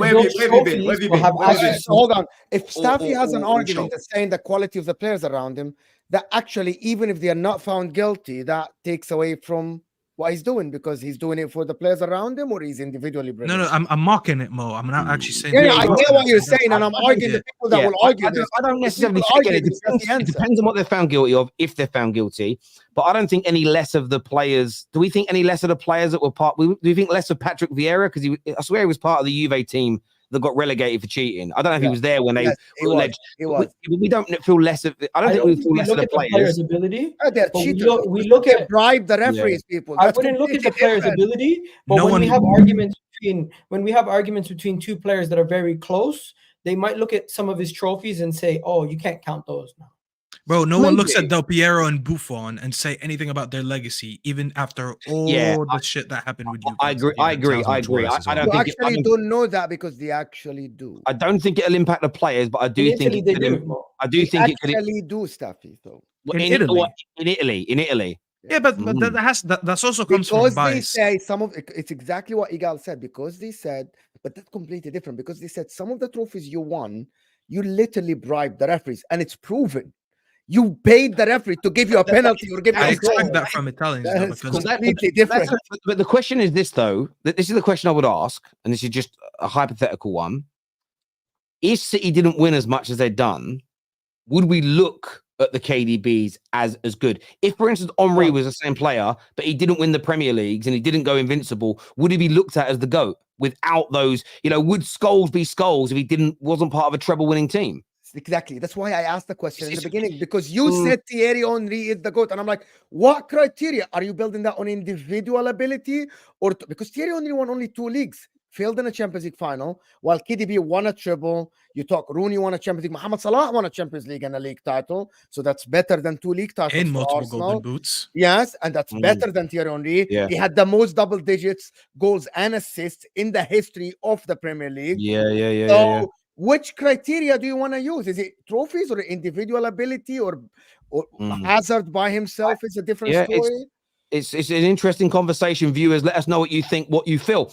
I want to move on to some of the transfer stories from today. And first one, Don, there's a lot of talk. Matt Law's talking about the potential for Chelsea to advance. It isn't there yet, but the potential to advance a deal for Karim Benzema. Man United linked to him as well. Would you look at that and say that's exactly what Chelsea need right now, a player of Benzema's level to come in and give you that experience? Yeah, no, definitely. I think he'll be a good signing, to be honest with you. I think he could definitely finish a lot better than Jackson and Broja. You guys know my feelings on Broja. I think he's finished for now anyway. I ain't got enough patience for him and Jackson right now. But I just want people to just calm down a little bit. I'm seeing a lot of people on Twitter talking about Benzema as if this is Benzema in his prime. Like, when I watched him last season, bro, even when we played Real Madrid in the Champions League, the guy just looked a bit, he wasn't looking like the same Benzema that I know. In front of goal, yes, he'll be quite, he should be able to finish these chances. But I'll be real, like, I'm not expecting a madness from Benzema right now. But I expect him to finish a lot of these chances that some of these players are missing. And again, he'll add that experience, add that winning mentality. So I'm here for the signing, but I'm not going to be like, yeah, this is it. Now we're going to finish top 4. I'm not looking at it like that. I'm still quite skeptical. Just because, like I said, last season, when I watched a few games here and there, he didn't look like the same player, in my opinion. I don't know what he's been doing in Saudi either. Yeah, let's all sit here and laugh at Chelsea, to be honest. After spending $1 billion, you're looking at a player that plays in the Saudi league. And I'm sorry, Don, as good as he was, if this is the status of the club right now, Chelsea, after spending that much money, you're looking at Benzema at the age of 36 to come and save your season. That's not a great way. That's not a great look, in my opinion. As good as he was, and he's a fantastic, even in last season, he scored a lot of goals. You don't want your club to be here. And everybody's just doing, yeah, it's okay. Benzema's good. He might score some goals. But come on. You spend but Mo, needs must. What do you want us to do then? Stick with Go sign somebody else. Go sign somebody. Who? You give me names right now. So another see, Don, that's not my job. No, but the thing is, I'd rather. Here's the answer. You asked me a question. Here's the answer to you. It's not my job to go and scout for Chelsea Football Club because I'm not getting paid thousands of pounds to go work for Chelsea Football Club to scout for strikers. While Chelsea, I think this is a very lazy signing. Very lazy signing from Chelsea. You go scout better forward. It doesn't have to be Ivan Toney for 100 million or Osimhen. There are other forwards around the world that are not 36 years old to come play in the Premier League. Am I wrong? Yeah. No, listen, you're right. But Mo, what it is, Mo, hold on, Arsenal or Man United or any other club? Yeah. Before you, I don't want him at Man United. No, I don't think he's the right move for us. Mo, yeah. With Benzema, first of all, when you actually read the article, it's more of an opinion piece. Like, there's nothing concrete right now with us like being linked to Benzema. Okay. I don't even know if the owners are going to go down that route. If we had Roman, for example, it's a Roman type signing where he'll bring him on loan. Do you get what I'm saying? If you guys remember Higuain and all of these guys, that just smells like a Roman sort of signing, right? I'm not totally against it because I know right now it's difficult to go and get a main target like an Osimhen in January. It's not going to happen. Right, and the club want to go and get Osimhen in the summer. It's very clear that they're going to be in for Victor Osimhen in the summer, right? If we can get someone like a Benzema short term for now to help these young players and score us goals, I'm not against it, bro. I'm not against it. I'd rather do that instead of panicking, just buying someone right now and missing out on Victor Osimhen, who's a longer term target. Do you get it? But I'm skeptical because, like I said, Benzema for me is not the same player. But I do think he'll still score more goals than Thank you, because I'm seeing a lot of accounts saying this is the answer, this is what we want. I'm like, this is the bare minimum. He's not the answer, Mo. But let me tell you, I agree with Don. I think it's a short-term fix. It's a short-term fix that suits them. Now, this is why I said I don't want to bet United, but I hear it for Chelsea, and I also hear it for Arsenal. If you would have went to Arsenal, and I'll tell you why. The issue that Chelsea had is they chopped and changed so much at the same time. When you look at their team right now, if I ask Don, name me certain positions from this 11 that you have where you're 100% certain this is the best thing that you have, and now you guys can address other issues. He's probably going to say Enzo. He's probably going to say Caicedo. And then he's going to have a lot of questions. He's going to question his back line. He's going to question his goalkeeper. He's going to question his wingers. And he's going to question his striker. The last thing you want to do right now, in my opinion, is to go and now hunt for another striker, because Nico Jackson just came in, and that player by himself has the fan base 50-50. Broja, a lot of them want him sold. So why do you address a new issue right now when you're trying to at least, let's bring a little bit more stability. Let's bring an experienced player that helps lift these young players up, gives them a little bit of experience. Even Nico Jackson and Broja can learn a two thing off him. Some of these players that are there can learn some leadership from him. He's going to come in and he's going to give them that leadership that they've been lacking, and they've been speaking about it, saying they only have Sterling and Thiago Silva and them that only possess it, and they need more experienced players. And then at the end of the 6th month, he leaves a feel-good factor with some of these players. Some of them will 100% benefit from playing with him. Some of them won't. And then they come into the summer, they're like, all right, now let's freshly address the striker issue. And we have 3 months to make sure we identify the correct profile. I don't think they should go splash any more money this January to address a big issue, because a striker is one of the biggest positions on the pitch, and you want to take your best time. They should be addressing it now to sign him in the summer. So they should be recruiting now. But until then, let's just bring in Benzema for now until the season ends while we recruit the next striker. And that's one of our main problems this year has been, obviously, we've literally missed the most big chances. Experience, like you've said, and we've missed the most big chances in the league, right? So we need a different second half to the season. Already, it's only Liverpool that have picked up more points than us since December. I haven't been happy overall with the performances, but I have spoken about the results, Terry. I've said, look, for right now, I'd rather results over performances. But at the same time, Poch ain't getting away with it. I've still been criticizing him at the same time. Do you get it? Because some of the decisions have not been good enough. But yeah, like Staffy's saying, bro, we can't be panic buying just any random guy that we've never heard of, because 6 months' time, 12 months' time, it'll be, why didn't Chelsea just wait for Osimhen in the summer? Or why didn't Chelsea just go get a short-term fix? You know what's going to happen, Mo. And you're going to be leading that parade as well. You're going to be one of the people saying that. So for me, like I said, I'm not going to be overly gassed by it. I think it's just a short-term fix. Right now, the league this season, even the teams in and around top 4 are very inconsistent, bro. We're not far off of it right now. I'll be real. Like, we started off poorly, but the second half of the season can be salvaged if we can get some goals in this team. So that's what I'm kind of looking at right now. I think it's a short-term fix. I know Terry wants to move. Do you see the signs of Benzema coming and scoring goals? So what are your signs of Benzema, who plays in Saudi Arabia, is going to come into the Premier League at the age of 36 and score goals? Because of 2 seasons ago, that's where I'm skeptical, and that's where I'm with you. This is exactly where I am as well. I'm it's a hopeful signing. Yes, it's a financially, it might not affect his club, but it's just hopeful signing. It's like, let's hope that he discovers his form from 2 years ago at the age of 36 in the Premier League, which is we have seen Shevchenko Fernando Torres, and you remember the list of Chelsea strikers that you saw, right? Drogba when he came back. Pato, don't forget Pato as well. So exactly. So the history, I'm trying to predict the future, and it's just gonna. It's not an ideal situation, Mo, but it is the best option available. When you're that's what I looking at all disagree the with options, you. Then we can't carry on with just Jackson and Broja. I'm so sorry. We cannot do that. We cannot do that. I'm not gonna lie to you guys. I feel like you guys are somewhat disrespecting Benzema. Just the way you're talking about him, as if, yes, he might not be the solution long term, but what they are looking at is a stopgap. 6-month loan is the definition of a stopgap. If Chelsea get a stopgap and he fires them to 5th in the league, or even gets them as high as possible, he can get them. That's much better than nothing. I personally would take Benzema at Arsenal right now. We need a striker. We need someone with experience, Champions League experience. I would take him in a heartbeat.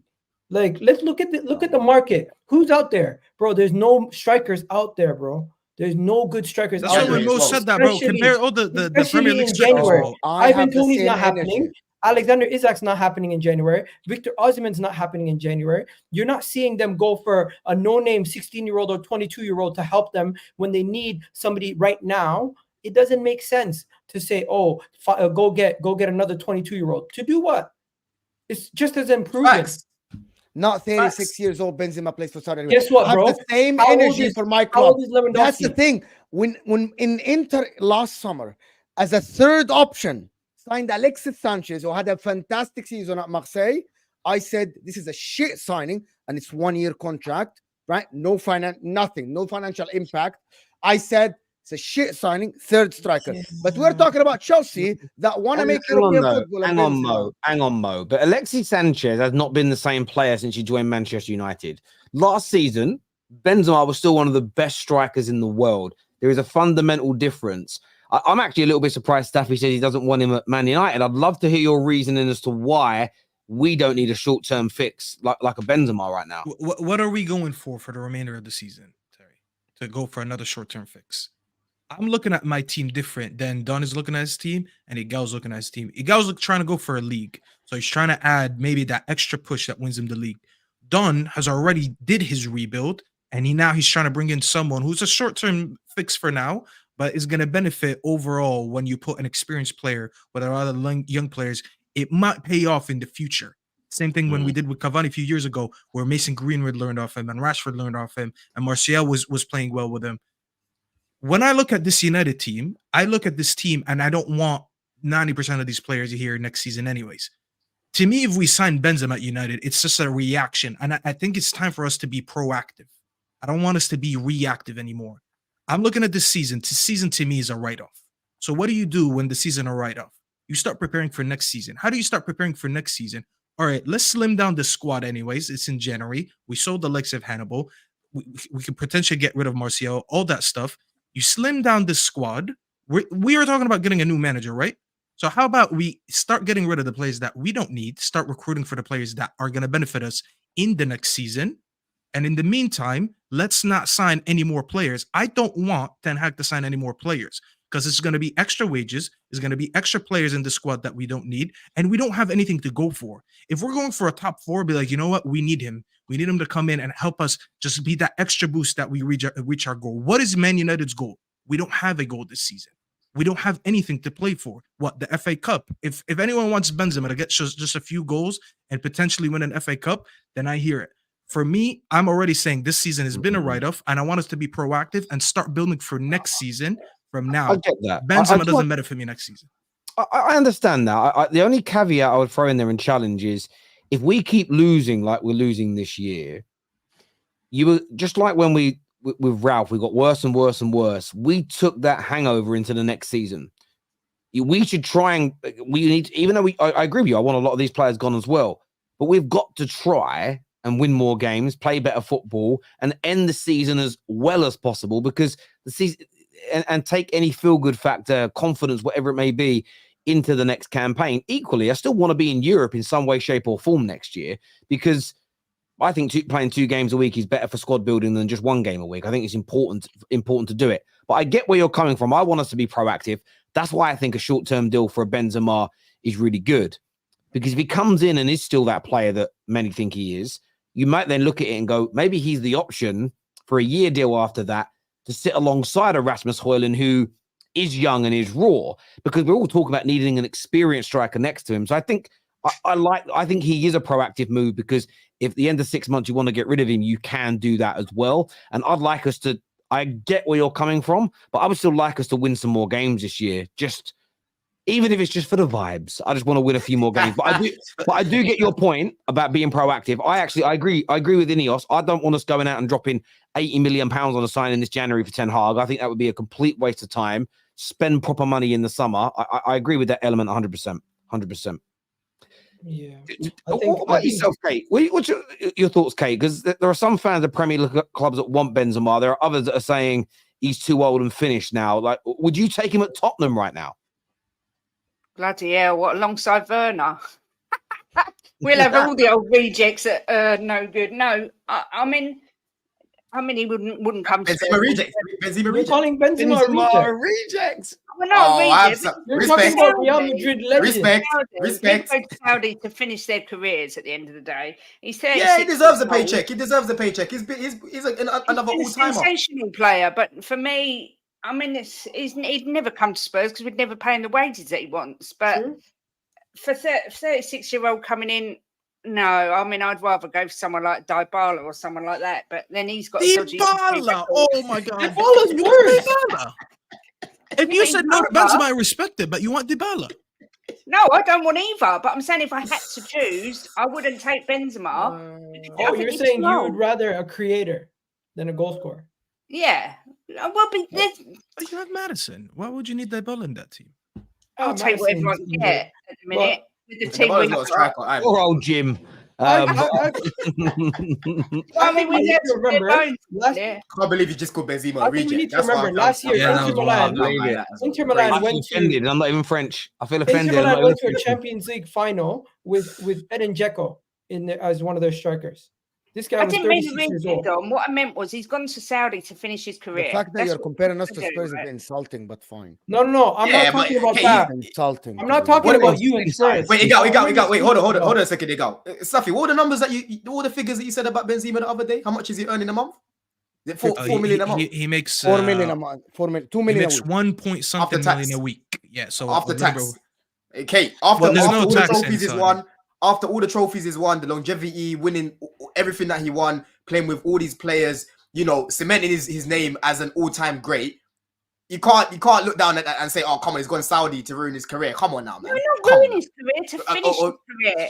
You've Yeah, just big compared him to. You just compared him to Dybala. Come on, Dybala. now. And Werner. Come on now, Yeah, man. no, Werner. Benzema to Dybala is way more You insulting just than said, anybody else. even I don't want another reject playing next to Timo Werner. You just said that's Yep. it. Keep Brennan That That was Johnson. a Johnson. little what he bit said. wild. Look, listen Brennan to me. Johnson. 4 million a Kate month after tax. My Kate God. wants Brendan Johnson over Benzema. She said he's better. That's gonna That's be on what we all TFT heard there, clips. Kate. Shut up. That's At gonna the be on end Yeah, of that's, the TFT. day- that's definitely gonna get clipped. KJ, get working, KJ. You gotta. You Can you are imagine Daniel Levy if they said we want, like Ange said, I want to get Benzema, and they said about his wages, Daniel Levy would just die on the spot. It's not even an option for Spurs. You know what I mean? I It's a think- ridiculous thing to ask. Yeah, but me we ain't gonna because pay it that. would We ain't gonna never pay those happen wages in a either. million No, years. I don't think anybody has to. So the way a lot of these deals are done in the Saudi league is that's because the Saudi league and part of the government owns the image rights to the players. So if he goes on loan to a European club, Saudi is still going to pay the lion's share of that salary because it isn't his footballing salary, it's his image rights, but they would still own. So if you don't own a player's image rights, you pay him a lot less money. That's what most salary is image rights, to be fair. We have some more super chats here. Carlos says, believe Arsenal want to spend 250 million in the summer, but worry they will miss top four and all the progress made will be lost without January reinforcements. Going on my previous super chat, all progress will be lost if Arsenal miss out on the top four because we won't attract the best players anymore. Arteta needs top four. He's got to go. Are you worried, Egal, that your title hopes, maybe even the top four hopes here, according to Carlos Silva, one of our viewers, that if you guys don't reinforce this January, Arsenal might even miss out on the Champions League spots this year, with Spurs looking very, very good and their players returning soon? I know we've dropped points and we've lost a couple games in a row, but let's not be silly here. I'm not Couple of worried games. about top four at this moment in time. I think the fact that we started off the year bad and we ended it off slightly bad with the results that we had against Aston Villa, Fulham, and West Ham has people really panicked. But I don't think it's to the extent where Arsenal are now going to be dropping into a top four race. We still are relatively good defensively. We just need to find a way to get ourselves going again in the attacking part of the pitch. And yes, we've had some players out injured and some other things, but overall, I don't think the team's performances have been that bad where people should be saying, "Oh, we're now fighting for top four." We've been relatively consistent for majority of the season.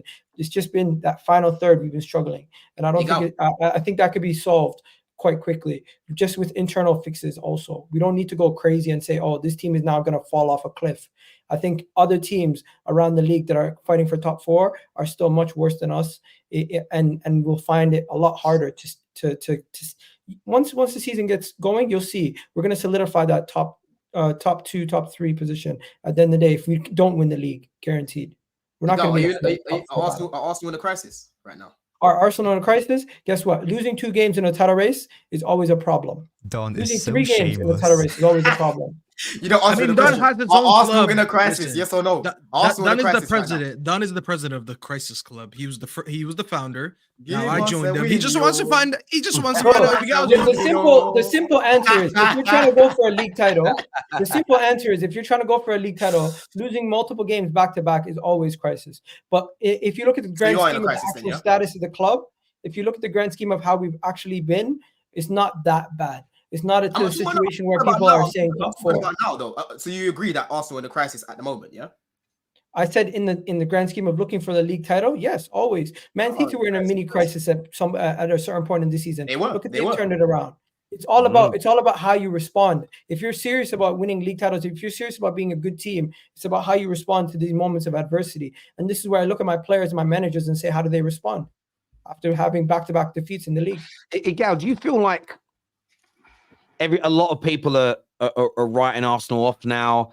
There's a lot of Arsenal fans who have gone into crazy overdrive online. It's very interesting watching the reaction. Like, what's been your take on this last week or so since going out of the FA Cup and losing your last 2, well, not winning in your last 3 Premier League games? It feels like 2 or 3 years ago all over again from an outsider looking in. Terry, what do you expect? When Arsenal drop points consecutive games, you're going to have people throw their toys out the pram because they didn't believe we could ever win in the league in the first place.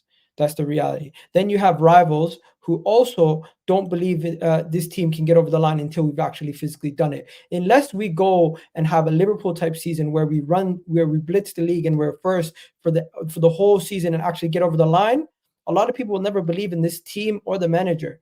Yes, we were getting through it, but was it? People were always saying to us, was it sustainable? We know we have certain deficiencies in the team, but because we had such a good season last year, we had a lot of fans like myself have faith that we would keep it going. We haven't kept it going. We now face a moment of adversity. Don't forget, we're still only, if we win our game in hand, we're still only 2 points off top. So I'm not too concerned right now. It's only 5 points off. Can I ask you a question about what you just said? Everyone's going into overdrive about the manager, the players, the performances. And if we don't sign somebody in January, people are going to go even more crazy. I think it's all just a bunch of. Egal, I love how you mentioned. I love how you mentioned injuries earlier, but then you've got Spurs now on level on points with you. Interesting. Yeah, they are level on points with us, but yes, we have a game in hand, and we win our game, we'll be back 3 points. They should have never caught up with you. With the amount of injuries that they've got, they should have never caught up with you. They should have never caught up. You know what? Egal always says how close together everyone in the league is. Egal, hold on. You always say points on the board is better than games in hand, and now you're talking about it like it's not anything. Now we have a game against Crystal Palace. We haven't played in 13 days. From what I remember, Egal when they got all those injuries, Egal was like, "Yeah, we're about to see the old Spurs back. These men are done that. They're done now." Do you know what I'm saying? But now they're sitting there on 40 points with you, my bro. Yeah, but I'm not here to talk about Spurs. I'm here to talk about Arsenal. Egal, let me ask you a question. I'm talking about your position. I'm talking about top 4 right now. Forget top 4. Egal, do you see signs? Do you see signs of Arsenal overturning what is happening now? And if you say yes, I want to know them. Okay.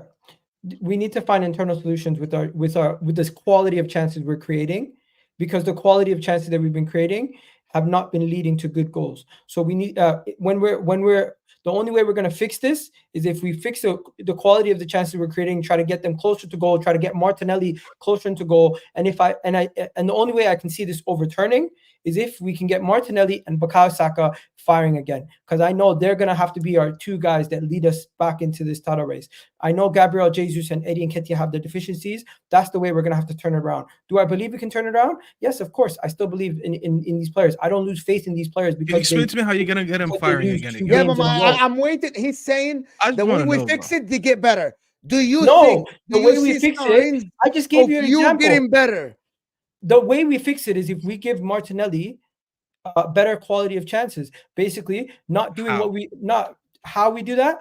Basically, passing the ball into his feet and having Who's him run gonna do that? play. He does get the ball to his feet and he just runs into players. If you actually look at it with Granit Xhaka leaving and how we've been playing to start the season, we've been playing slightly different. You've had Martinelli more of as a wide winger and not as much as an inside forward. You said this in the beginning of the season and they called me a hater. Now look at us. Well, you're facts. In January, and now Arsenal fans are finally saying what I was saying. Staffy, I said when you replace How many I shows said- have we done together? Whenever you say something that I genuinely believe is a fact. No, I'll I'm agree not with saying you. I swear, I'm not even saying you, Egal. But No, but I can't even the get last time I past my said this to an first Arsenal statement fan, listen, Fair I think Jess was on the top 6, and I said that, and then she read out some of Havertz stats. I forgot, and then I said, okay, but for Havertz to get these stats, you're costing these stats from someone else. So GA as an example, when Havertz gets GA, he's adding GA. Sorry, he's not adding GA. He's taken from someone else, and this season has proven that he's taken from Martinelli GA.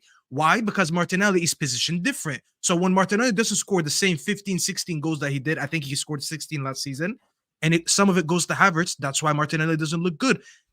When Mo one time showed, remember Mo, he showed me that graph of the progressive stats between Havertz and Xhaka. Xhaka's progressive stats was about this big, and then you see just this for Havertz, which means Havertz doesn't play or accommodate for Martinelli any similar to how Xhaka was, which is why it's been clear evidence to why Martinelli's struggling. So when you sit here and say, Egal, we need to get him firing, I get that. That is the same line. That's like me saying for United to be good again, we need Rashford to score Can I goals. answer- Well, that's can I the obvious, answer but that? how are we Well, going to do ask that? you a question. Can I talk about Arsenal? Did I being did I did I neutral give you now? a definitive answer or No, you didn't, because you actually I don't said they think need you to did. get better. That's not an answer. No, I Let me literally get you told what you I how mean. they're Let me gonna get better. You literally Our just said they need to get better, but everybody Bro, knows that. That's okay, not an so answer. do you want me to give bro. you an answer or you want to speak? So Right, it's, yeah, it's, No, I it's, want it's you Havertz. to speak. Let Let Egal me answer, speak. please. Okay, Let Egal okay. answer, please.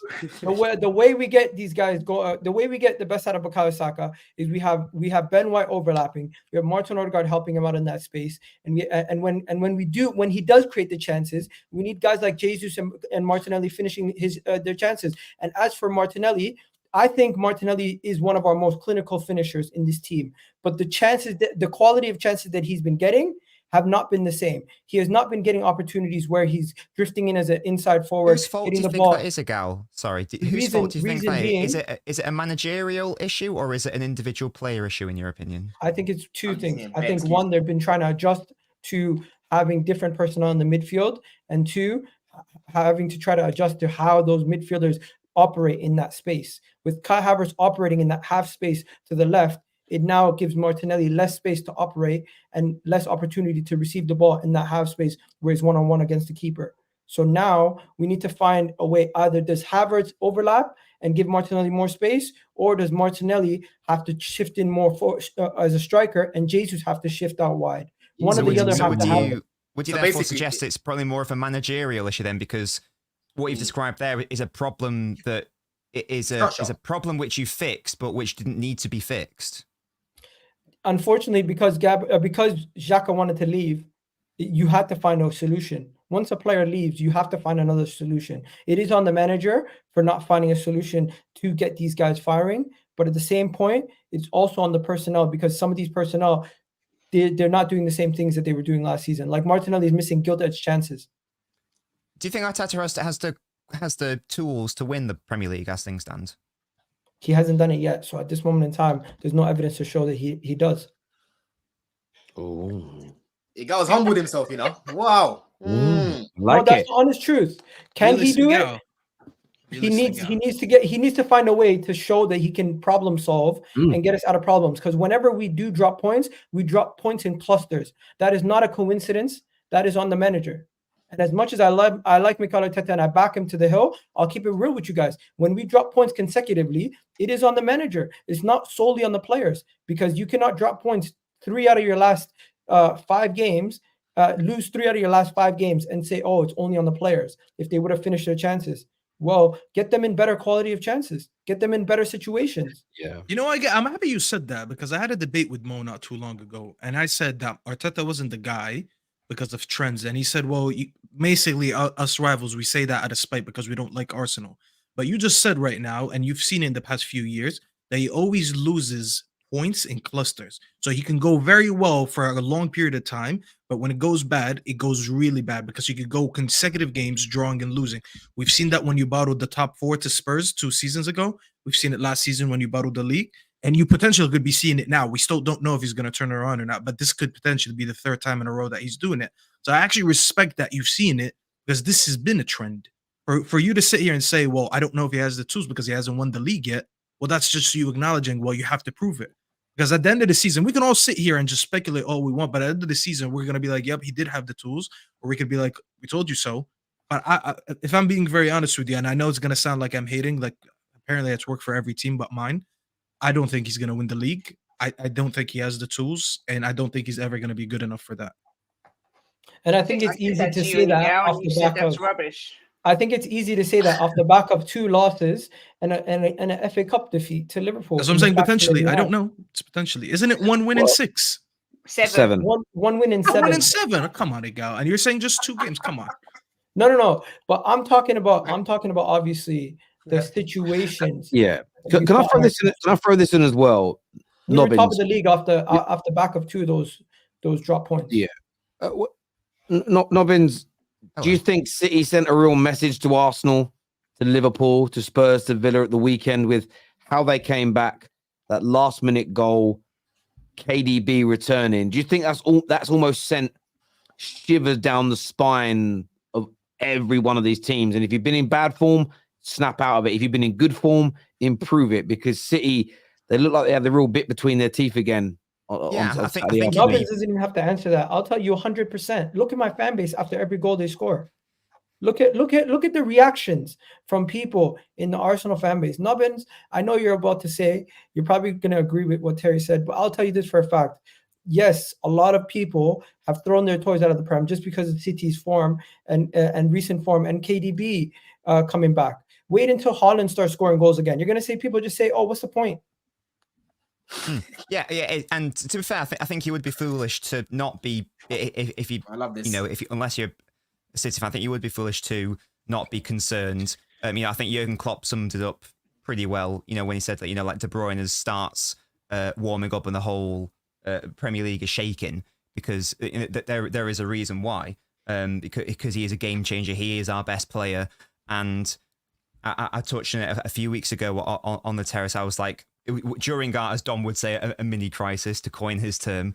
I was trying to look on the bright side. I was going, well, it has been bad. However, to be fair, I think Arsenal were ahead of us at that moment in time. So we're only around 3 points behind first place without our best players. 5, sorry.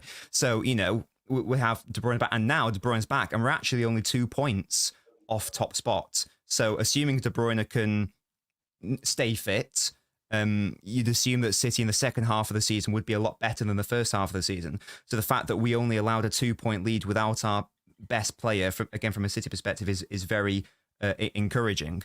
Other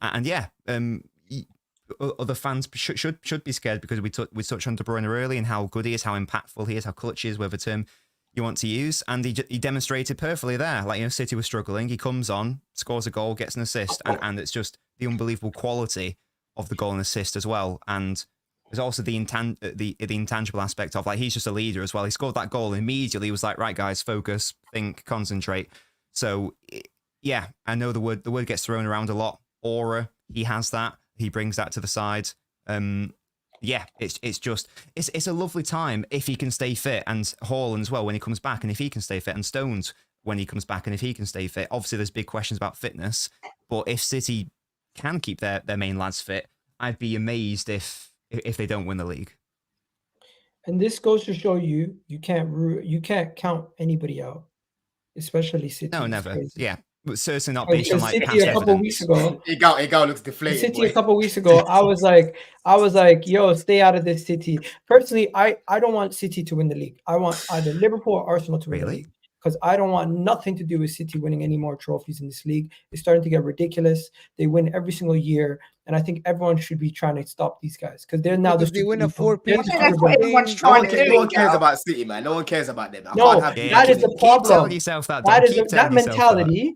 That mentality is a problem. I live in London, man. No one really cares about that. you Is the mentality is a problem, because City have now overtaken Chelsea Football Club based on trophies. They're coming next for Arsenal, and then after that, they're going to be coming for City. They're going to be coming for Liverpool, Manchester United. And as you guys keep saying, you don't care about winning trophies. Well, Nobbins is going to be found guilty by then. I'll tell you that. Now he's realized that. Egal, for me, bro. By then we'll be okay because Nobbins is going to be found guilty. Egal, I'm not really worried. It's lesser of two evils for me. You already know how I feel about Arsenal. United, they took Premier Leagues away from us, yeah, and we took away Premier Leagues from them. There's a real rivalry over there, right? Liverpool, their fan base is jarring. if they were to win it, cool, whatever. Bro, you keep talking Man about their City, I presence. don't hear the noise in London. Guess what? Me, I get on with my day. Keep talking about you don't hear the noise. Then you're gonna say let them have 15 league titles, and then all you're gonna hear about is City fans, and then you're gonna be like, how the hell did this happen?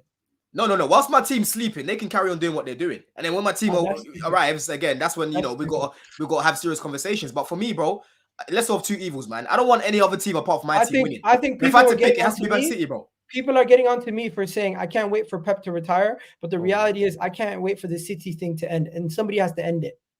If it's not Liverpool, the courts are going to end it. We hope. No idea how Don is thinking like this, bro. Man City loser mentality, right? In this league, they win 4-peat.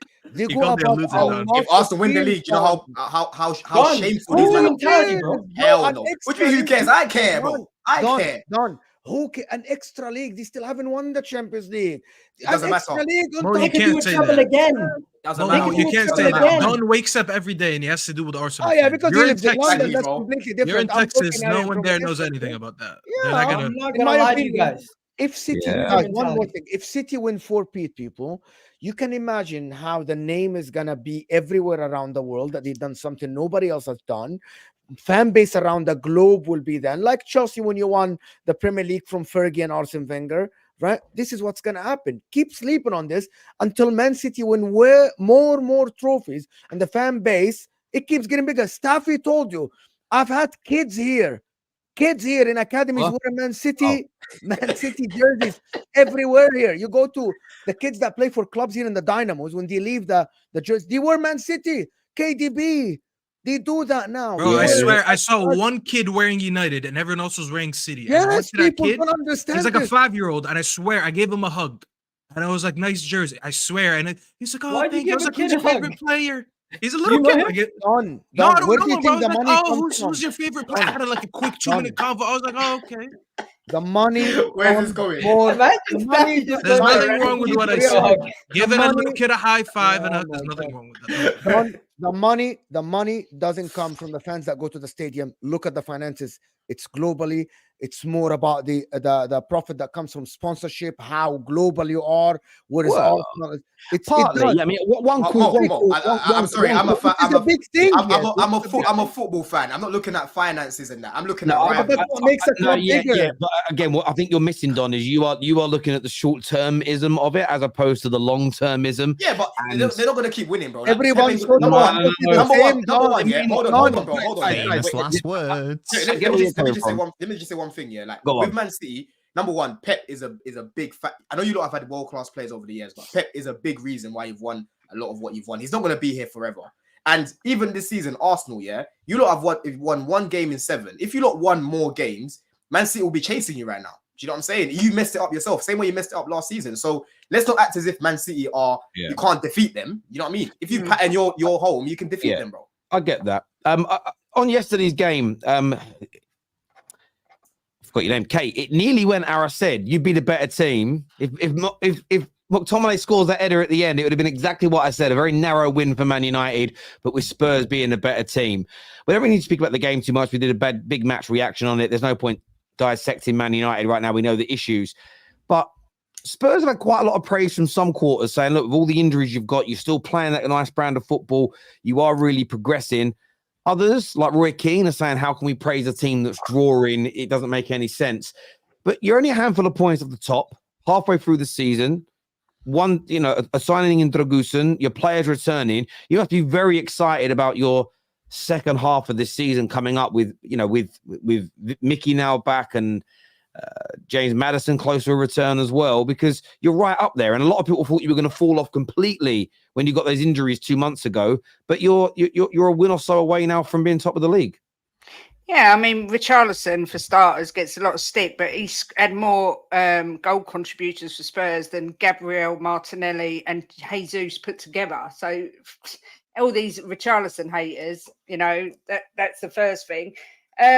I was gutted in the fact that I think if we'd have even just had Kulu yesterday, we would have beat you. I think as soon as I saw the team and I see Skippy and Højbjerg in midfield, I thought, nah, we'll be lucky if we get a draw here because they're just not good enough.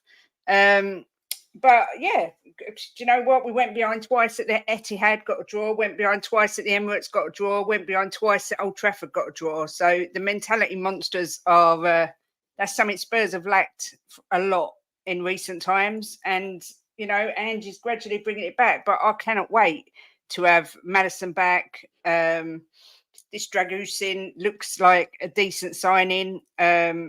Bit concerned with the wingers. I feel a bit more comfortable if we can get a winger or two come in this window. But I was just sorry. Yeah, it's exciting times at Spurs. Like I say, I think if we hadn't had the 12 injuries that we've got out, we'd be sitting in a very different position in the league. I really do. Where were you with the mentality monsters before? Because it's coming back. When did that happen? Did I miss something? Well, against Poch, we never really knew when we was beaten. We used to come back a lot. But that's what I'm saying. It's been missing a long time. That's what you mean. You The knew will to play for the manager. Yeah, you knew you were beaten in finals. It's just I was joking, Kate, but I know what you mean. Yeah, you know what I mean. I think you guys look good yesterday. I mean, me and Staffy said it in the match reaction afterwards, and the clip went out as well that this Man United fans got exposed yesterday. The ones that are blindly backing Ten Hag, and not that he's not wrong about everything. Ten Hag got exposed yesterday. This idea that you need all your players, you need every single signing before you can start playing your brand of football is a complete and utter lie. And I think that was demonstrated. So I thought that Roy Keane was a little harsh with the whole why are people praising Tottenham. They're at the start of something where this manager's playing with a squad that's predominantly not his. As long as he's backed, genuinely believe this, as long as he is backed and you keep buying quality, this man could go on to win you anything. Genuinely, you could go on to win anything under this manager. Now, it's going to be hard with City, with Liverpool, with Arsenal. Who knows who's going to come up next year? European competition as well. But I just like the way his team plays. And he's even adapted during the season. So the way you played in that Chelsea game, you've had red cards since then. You didn't do that. There's been better game management. And I just think he's adapting and he realizes, I love the fact that he's not arrogant. He just goes, right, this little element of my style isn't working, so I'm going to adjust it and make it work. Where there are some managers out there who just know this is my plan for the season. It isn't working, but I'm just going to persevere with it anyway, no matter how bad it goes. And I think you could accuse Poch of that. Ten Hag's in that space. This season, even Arteta falls into that category of why don't you make the change? What has Mo done to himself? It's gone ultra. My eyes. I thought I was having a. My camera is eating up for 2 hours now. My camera is eating up for 2 hours. I thought I was having a stroke or something. I thought my eyes were gone. I was like panicking then. Camera's heating up for 2 hours. I was checking my Apple Watch to see if my heart rate was all right. I got panicky then. Oh my God, everyone's going blue. So yeah, I thought you guys were impressive really yesterday. And look, United, with the injuries you had, players that were missing or an AFCON and everything else, taking the lead, we should beat you. But we couldn't do it. And yeah, I think Spurs are going places under Postecoglou. He made me love the Ten Hag.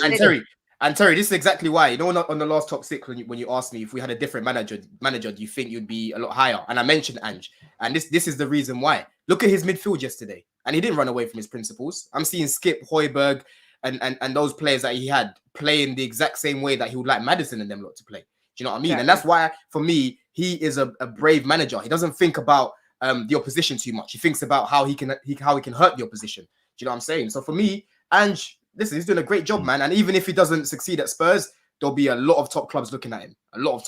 Yeah. This year says agenda against Ten Hag whilst Terry backed Klopp to turn it round last season. Well, because Klopp hadn't abandoned his philosophy of football. If Ten Hag was trying to play his brand of football, but it was just not hitting because of missing players, I'd be behind him.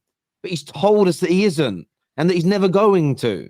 So I don't understand what I'm meant to back. The guy has told me he ain't gonna do it. They're sheep. It's not an agenda, Alexandra. I'm supporting Man United by calling out what's right. Blindly supporting this manager right now is not supporting Man United. It's hurting it. Sometimes you've got to be cruel to be kind. I do it all the time with my children. Sometimes my son cries when I say he's got to go to bed. I don't let him stay up till midnight just because he wants to. He has to go to bed. And I make him. Do you know what I'm saying? Like, there are certain times in life where tough love is needed. And you've got, listen, this isn't, if he turns it around, by the way, and starts winning, you won't see me with a long-standing agenda against him. I'll go, he turned it around. Now I back him. But if he isn't going to play the brand of football that he is accustomed to, the only brand of football we've ever seen him play, if he isn't going to try and instruct that and coach that into our team, I don't get the point of Ten Hag, because what he's trying to do right now isn't working. And you don't need a fully fit squad to play good football. There's so many examples of it. Sheffield United play better football than us. Luton play better football. I want to watch Leyton Orient play this year. I'm telling you, pound for pound, they move the ball better than Man United. I watched it. And they're in League It's One. not even about which. It's not even about which football is more attractive, because that's very subjective. You can enjoy a different brand of football than what I enjoy. The thing is, and it's very unfortunate in this fan base. There's a lot of sheep, and they feel like they need to say what's right, just in case if the manager turns it around, they could say, "Well, I believed in him and you didn't." And if he doesn't turn it around, he gets sacked. They're gonna be like, "Well, I stood by him until the end, and I was a good fan." Blah blah blah. They think if you do that, if you back the manager blindly, it makes you a better fan than someone who actually could sit here, use their brain and use their eyes and see that there's a clear issue and try to find a solution to it. If anyone is sitting here and still saying that, this is why I said yesterday, I'm very happy for yesterday's game. I think this game exposed Ten Hag and exposed the issue more than anything else. This was the perfect game for it, because we had a manager who came in who had less time in the Premier League, less money spent, and less first-team players available away from home, and still was able to impose a style of play versus our manager who decided to be a coward, go into his shell, and demonstrated it by the performance on the pitch. He had Casemiro on the bench, and he still decided to bring on McTominay because he knows McTominay can get that one chance where he gets a header on goal. And he actually got it and still didn't do it.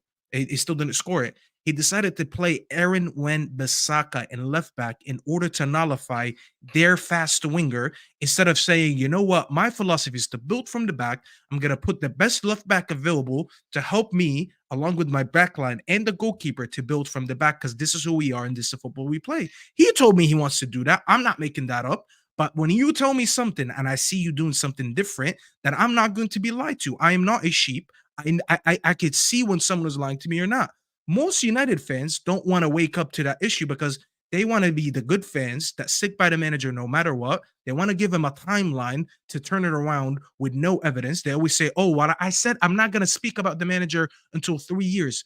But what's going to happen in 3 years? Why is the timeline going to fix the issues? If the manager's not fixing the issues, what makes you think a timeline is going to fix the issues? So listen, the faster we get rid of this manager, the better, because as I said earlier, when we mentioned Benzema, I want us for once to be proactive.